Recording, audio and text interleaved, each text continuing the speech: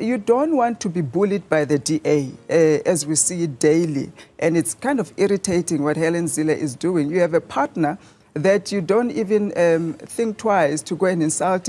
We embraced ourselves to say, regardless of the limitation of the outcome, we'll defend what Chris Hani stood for. But you go to negotiations and have other political parties that their mission is to kill the ANC. Their mission is to eliminate the ANC. The voters might have said what they've said.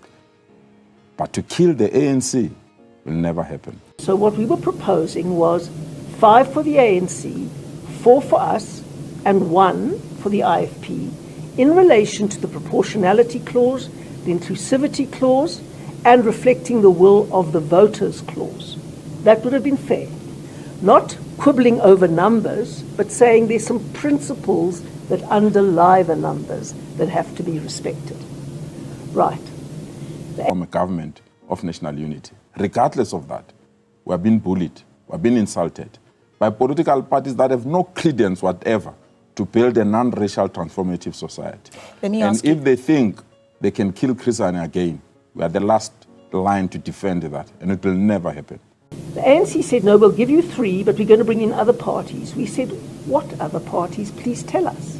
That is in good faith. If you're establishing a government of provincial unity, we need to know, because we have some red lines. We actually do. And they wouldn't tell us, and today they said, no, well, actually the plan was to give you 3 and to take 7. So we could see that they'd been in bad faith, which was a huge problem for us. It will never happen. As long as some of us still breathe, as long as some of us are still members of the African National Congress, Chris Hani will never die. Even if voters have thrown us in the lion's den with some of this organization that hate transformation, some of this organization that still glorify an apartheid flag, some of the organization that still wants Oranje and other institutions. We said, for the sake of our citizens, for the sake of the poor, for the sake of the weaknesses, we'll dust ourselves and try to form a government of national unity. And then they said, okay, we can give now 1 to the IFP, but then you have to still keep 3 and we take 6. It doesn't work that way.